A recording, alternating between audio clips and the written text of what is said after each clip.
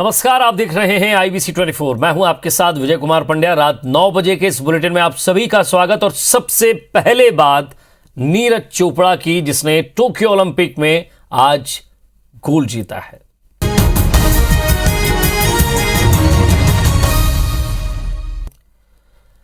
तो नीरज चोपड़ा जिसने आज गोल्ड नहीं दिल जीता है टोक्यो ओलंपिक में। जेवलिन थ्रो में गोल्ड जीतकर इतिहास रच दिया। नीरज एथलेटिक्स में ओलंपिक गोल्ड जीतने वाले पहले भारतीय हैं, जबकि अभिनव बिंद्रा के बाद दूसरी बार भारत ने ओलंपिक में व्यक्तिगत स्पर्धा में गोल्ड जीता है।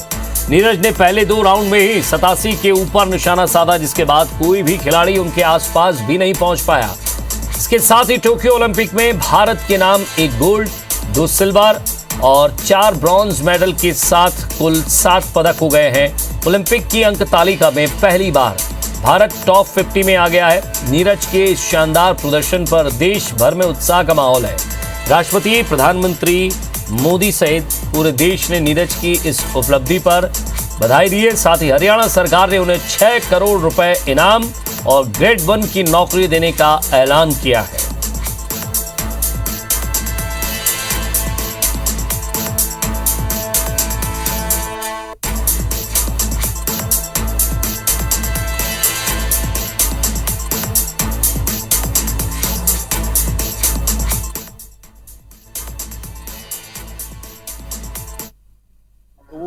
सबसे पहले तो मैं दिखाना चाहता हूँ गोल्ड मेडल। उसने उनके अंडर में अभी 80 मीटर प्लस की है और संजना लड़कियां वो अनु के बाद अभी वो हर जगह पे सेकंड आ रही है। तो वो बहुत ही सबसे पहले तो मैं दिखाना चाहता हूँ गोल्ड मेडल। उसने उनके अंडर में अभी 80 मीटर प्लस की है और संजना लड़कियां वो अनु के बाद अभी वो हर जगह पे सेकंड आ रही है। तो वो बहुत ही सबसे पहले तो मैं दिखा। नीरज जी नमस्ते। नमस्ते सर। और बहुत बहुत बधाई आपको। Thank you sir, thank you so much. आज ओलंपिक का समापन की दिशा में जा रहा है और आपने देश को खुश कर दिया। हाँ बस बोले सर, वही था कि बस ये मेरा सबसे लास्ट ईयर है कि मैं इंडियन में, तो बस कुछ अच्छा करना है और गोल्ड जीतना हूँ और तो बहुत खुशी की बात है।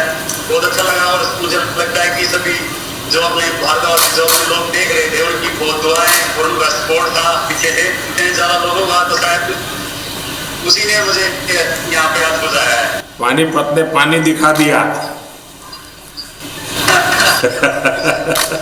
नहीं सर, बहुत सभी का बहुत ज्यादा दुआएं थी, तो उनकी दुआएं काम आई आज। लेकिन इस बार एक तो ओलंपिक 1 साल डिले हुआ तो आपको 1 साल ज़्यादा मेहनत करनी पड़ी और कोरोना में अनेक संकट आए, अनेक मुसीबतें आई, बीच में आपको चोट भी आई थी,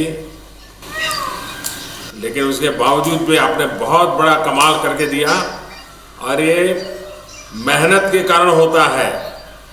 देश के लिए नहीं, आपने देश का नाम रोशन किया है और देश की युवा पीढ़ी को इसके कारण खेल के क्षेत्र में आगे आने का मन करेगा। और इस बार टोक्यो में ऐसे ऐसे क्षेत्र में हमारे लोगों ने दम दिखाया है जो नॉर्मली भारत के बच्चे नहीं होते हैं, लेकिन आपने करके दिखाया है।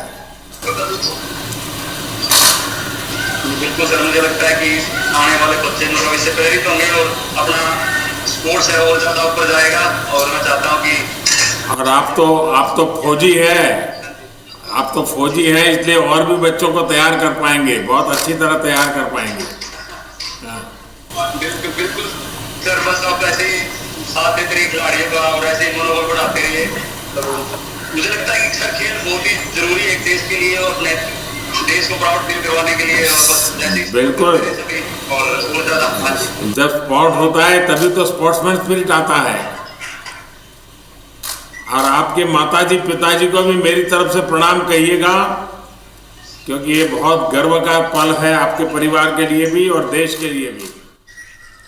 और राधा किशन जी को भी मेरी तरफ से बधाई दीजिए भैया। राधा कृष्ण जी को भी और पूरे एथलेटिक्स फेडरेशन। हाँ, उन्होंने भी आपके साथ कंधे से कंधा मिला के काम किया है। हाँ ठीक सर। तो 15 अगस्त को मिल रहा है भैया। बिल्कुल सर, ठीक है। चलिए, बहुत बहुत शुभकामनाएं, बहुत बहुत बधाई। Thank you so much sir. Thank you sir. Thank you. तो 15 अगस्त पे मिलने का वादा किया है और गोल्ड जीतने पर बधाई दी है। साथ ही उन्होंने कहा आपकी मेहनत का फल है ये, आपके परिवार को मेरी तरफ से प्रणाम, माता पिता को प्रणाम और एक गौरव का पल है और देश के लिए भी और परिवार के लिए भी। सबसे पहले तो मैं दिखाना चाहता हूँ गोल्ड मेडल उसने उनके अंडर में अभी 80 मीटर प्लस की है और संजना लड़कियां वो अनु के बाद अभी वो तो नीरज ने क्या कुछ कहा इस जीत के बाद, आइए आपको सुनवाते हैं। दिखाना चाहता हूँ ऐसा कोई प्रेशर नहीं था इस टाइप का कि मैं बड़े थ्रोवर्स के बीच में खेल रहा हूँ। ऐसा लग रहा था कि इनके साथ में पहले खेल रहा हूँ और मैं अपनी परफॉर्मेंस पे काफी फोकस कर पा रहा था। तो शायद वही कारण है कि क्योंकि इंजरी के बाद काफी अप डाउन आए, तो आप सभी ने हेल्प की और ये सभी आप सभी का, मेरी मेहनत तो है ही, उसके साथ साथ आप सभी की मेहनत है और सारी फैसिलिटी के लिए थैंक यू सो मच।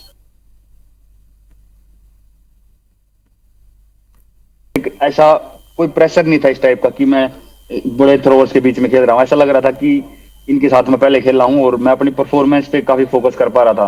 तो शायद वही कारण है कि क्योंकि इंजरी के बाद काफी अप डाउन आए, तो आप सभी ने हेल्प की और ये सभी आप वहीं प्रधानमंत्री नरेंद्र मोदी ने ट्वीट भी किया है, वो भी आपको दिखाते हैं।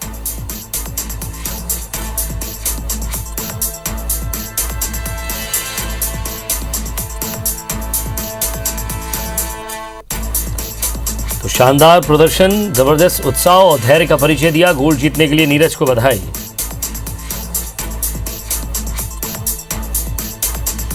नीरज की जीत ऐतिहासिक है। आपके जेवलिन गोल्ड ने सारी बाधाएं तोड़कर इतिहास रच दिया। आपने ओलंपिक में ही ट्रैक एंड फील्ड का भारत को पहला गोल्ड मेडल दिलाया है। आपकी इस उपलब्धि से देश गौरवान्वित हुआ है। ये ट्वीट किया राष्ट्रपति रामनाथ कोविंद ने।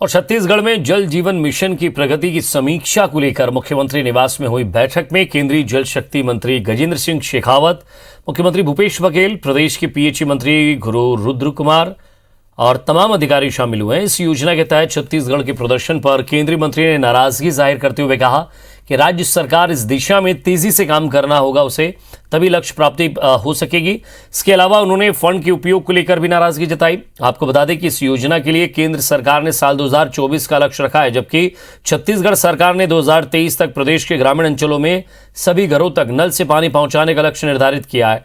शेखावत ने बताया कि केंद्र सरकार की ओर से राज्य को इस योजना में हर संभव मदद करने का प्रयास किया गया है।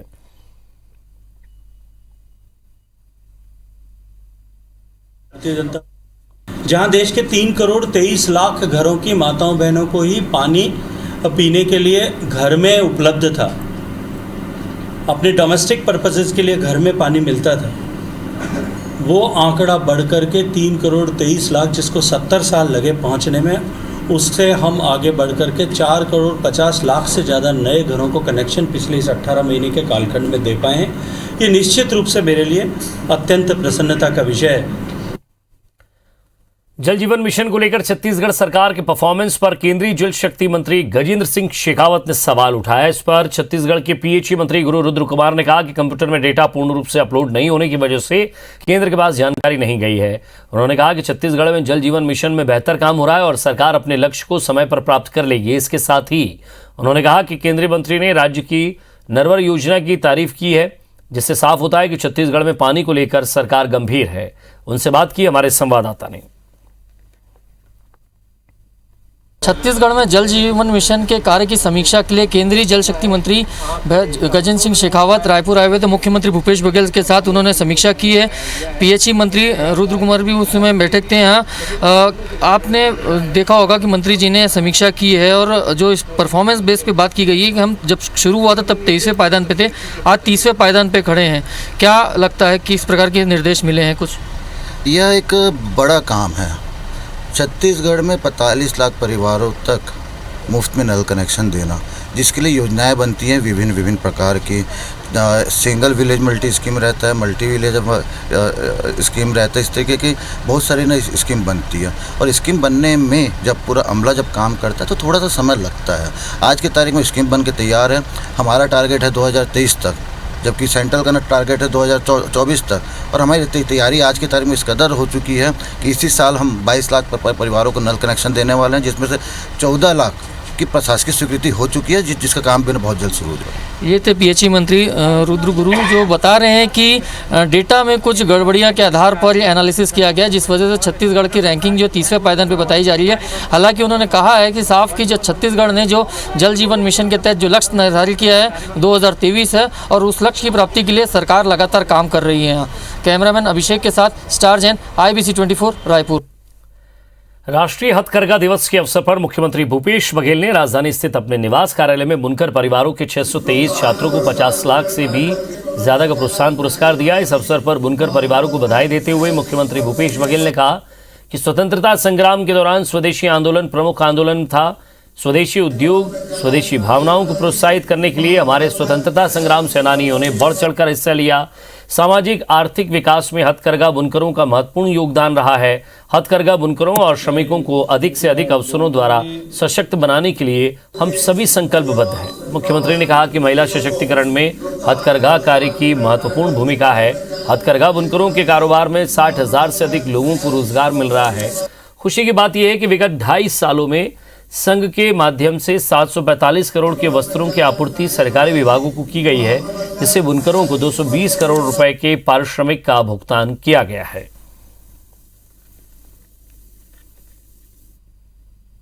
हथकरघा बुनकरों के कारोबार में 60,000 से अधिक लोगों को रोजगार मिल रहा है। खुशी की बात है कि विगत 2.5 वर्षों में संघ के माध्यम से 745 करोड़ रुपए के वस्त्रों की आपूर्ति सरकारी विभागों को की गई। इसी क्रम में आज बुनकर परिवारों के बेटे बेटियों को शिक्षा के क्षेत्र में सफलता के लिए पुरस्कृत किया जा रहा है।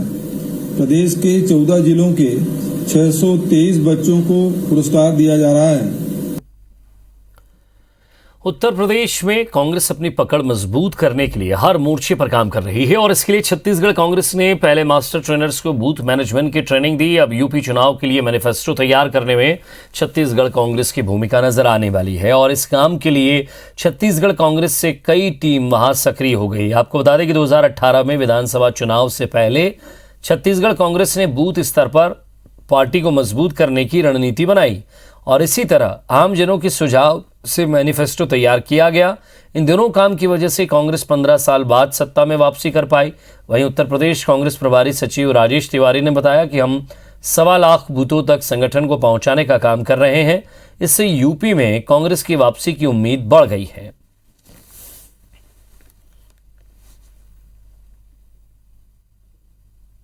प्रशिक्षकों की एक पूरी टीम उत्तर प्रदेश से जो कार्यकर्ता छत्तीसगढ़ आ रहे हैं उनको प्रशिक्षित करने में और उत्तर प्रदेश में भी चुनाव की तैयारियों में लगी हुई है और प्रियंका गांधी जी के नेतृत्व में कांग्रेस एक मजबूत विकल्प के रूप में उत्तर प्रदेश में उभर कर सामने आ रही है। देखिए, यूपी तो अपने आप में कांग्रेस मुक्त प्रदेश हो गया है और वहाँ ट्रेनिंग दे लें, मैनिफेस्टो बना लें, कुछ भी कर लें, यूपी में कोई बहुत ज़्यादा संभावना है नहीं।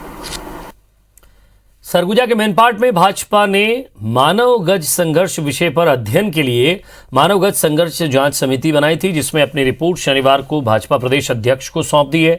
रिपोर्ट के आधार पर जानकारी देते हुए प्रदेश अध्यक्ष विष्णुदेव साय ने जानकारी दी है कि समिति के सदस्यों ने सरगुजा क्षेत्र का अध्ययन करने के बाद ये पाया है कि वहां पर छोटी छोटी कॉलोनियां बनाई जानी चाहिए, जिसके माध्यम से लोगों को पक्के मकान मिल सकें।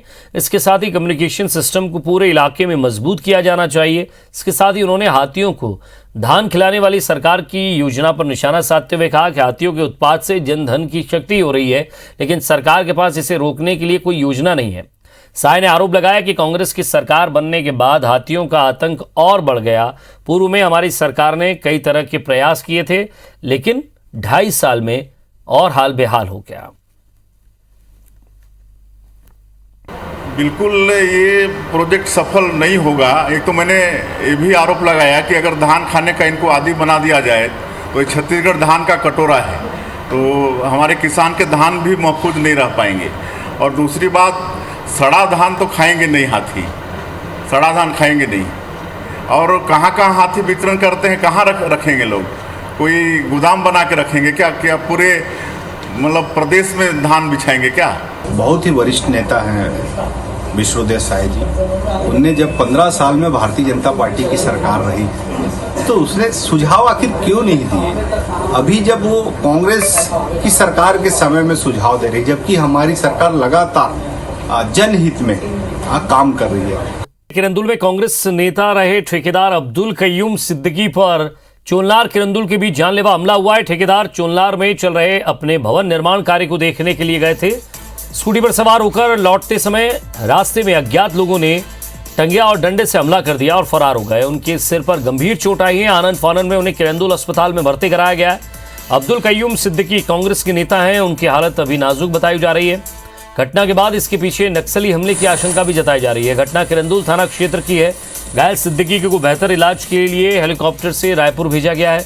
घटना की जानकारी मिलते ही किरंदुल के अस्पताल में दंतेवाड़ा के पुलिस अधीक्षक अभिषेक पल्लव पहुंचे। उन्होंने कहा कि निरंतर कमजोर हो रहे नक्सलियों की बौखलाहट अब साफ दिखाई दे रही है। कुछ सुराग मिले हैं जिन पर जल्द कार्रवाई होगी।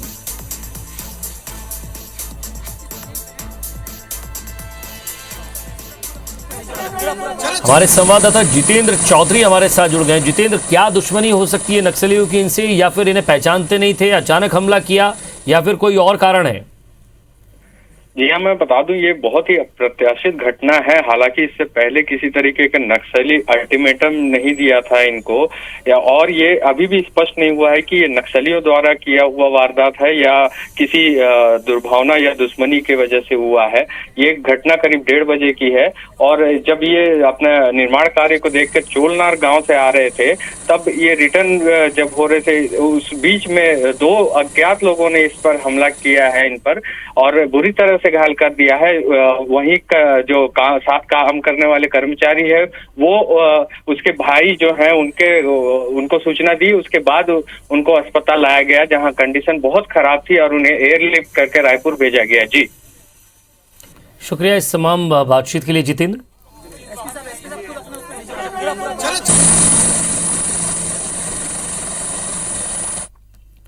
और संगठनात्मक मजबूती को लेकर प्रदेश में भाजपा के पदाधिकारी जमकर पसीना बहा रहे हैं और इसी कड़ी में संगठन महामंत्री पवन साय, नेता प्रतिपक्ष धर्मलाल कौशिक और संभाग प्रभारी कृष्णा राय शनिवार को बिलासपुर पहुंचे। संभागीय पार्टी कार्यालय में उन्होंने कोर ग्रुप के सभी सदस्यों के साथ मोर्चा अध्यक्ष और मंडल और मोर्चा प्रभारियों की बैठक कर संचालित गतिविधियों की जानकारी ली। इस दौरान मोर्चा संगठन के विस्तार और बैठकों की भी समीक्षा की गई। नेता प्रतिपक्ष धर्मलाल कौशिक ने बताया कि जिस तरह प्रदेश सरकार वादा खिलाफी कर रही है, बिजली के रेट में वृद्धि कर दी गई है, खाद की कमी है, अपराध का ग्राफ अपने चरम पर है, योजनाओं में भ्रष्टाचार के मामले सामने आ रहे हैं, इन तमाम मुद्दों को लेकर भाजपा पूरी मजबूती के साथ जनता के बीच जाकर सरकार की कमियों और असफलता को उजागर करने का काम कर रही है, जिसे लेकर आने वाले समय में कार्यक्रम तय करने के साथ मोर्चा संगठनों को इसकी जिम्मेदारी सौंपी गई है। सरकार के भ्रष्टाचार हैं, इन तमाम मुद्दे को लेकर के जनता के बीच में जाना, सरकार की कमियों को उजागर करना, उनकी असफलता को उजागर करना और उसके लिए आगे आने वाले समय में कार्यक्रम तय करना कि जिससे प्रदर्शन से लेकर के धरना कार्यक्रम तक किया जा सके, उसके लिए आज महत्वपूर्ण बैठक आयोजित की गई है। बीजेपी में इन दिनों स्वास्थ्य सेवक तैयार कर रही है। इसी कड़ी में राजनांदगांव के गायत्री स्कूल परिसर में 1 दिवसीय विधानसभा स्तरीय कार्यकर्ता प्रशिक्षण शिविर का आयोजन किया गया। कार्यक्रम को संबोधित करते हुए पूर्व मुख्यमंत्री डॉक्टर रमन सिंह ने कहा कि कार्यकर्ताओं में गजब का उत्साह है। कोरोना संक्रमण के इस दौर में देश में प्रधानमंत्री ने गरीब कल्याण योजना के अंतर्गत छत्तीसगढ़ के लोगों को नवंबर तक 5-5 किलो चावल निःशुल्क देने की घोषणा की है, लेकिन राज्य सरकार इस योजना के संचालन में विफल साबित हो रही है।